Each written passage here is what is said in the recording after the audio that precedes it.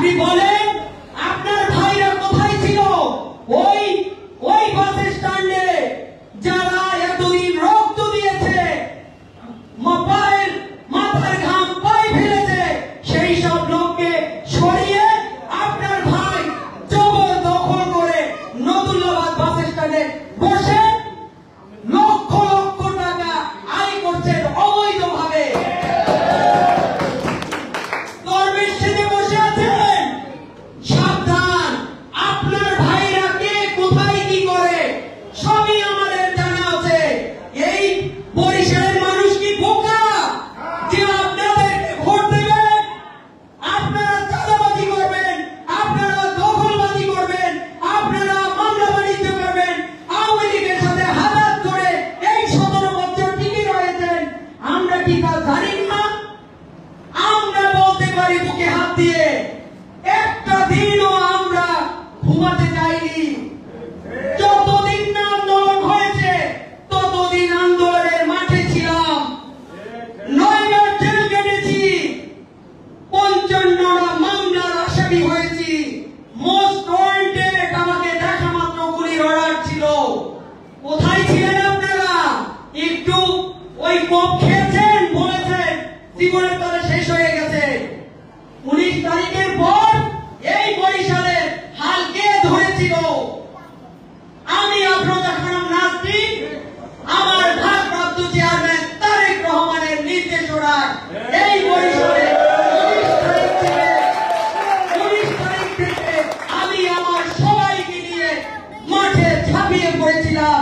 সেদিন আমি জীবনের কোনো মায়া করি নাই।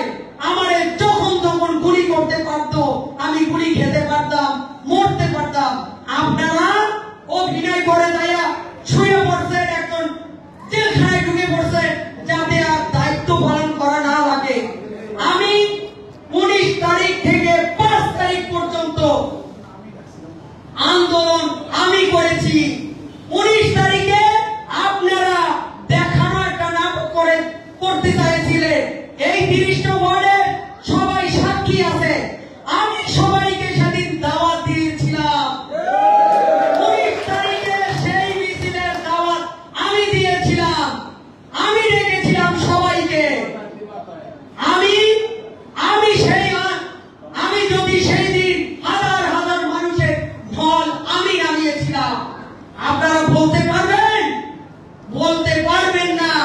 কি কারণে কি করেছেন আমি জানি না, কারণ আপনাদের দুজনেরই সাথে আওয়ামী লীগের দোসরদের সখ্যতা ছিল। সাদেকের সাথে আপনার নিজের মনিরুজ্জামান ফারুক আপনার সখ্যতা ছিল। আমরা এইসব নাটক বুঝি না। আমরা জানি আমরা কোনো অন্যায়ের প্রশ্রয় দেব না। আগামী দিনে আমরা চাই এইসব চাঁদাবাজ দুর্নীতিবাজকে এই বরিশাল থেকে বিতাড়িত করে এই বরিশালকে ন্যায়ের পথে আনতে চাই, এবং আগামী দিনে ধানের শীষের বিজয় হবে। এবং তারেক রহমান আমাদের ভারপ্রাপ্ত চেয়ারম্যান, সাংগঠনিক অভিভাবক, যে নির্দেশনা দেবে আমরা তা মাথা পেতে দেব। আরেকটি কথা বলতে চাই, কাউকে এখন পর্যন্ত সবুজ সংকেত দেয় নাই। 5 আসনের জন্য এখন পর্যন্ত কেউ মনোনীত হয় নাই। অতএব আমরা চাই যাকে নমিনেশন দেওয়া হোক, আমরা যদি না পাই তাহলে প্রয়োজনে যাকে নমিনেশন দেবে তার জন্য আমরা মাঠে কাজ করব।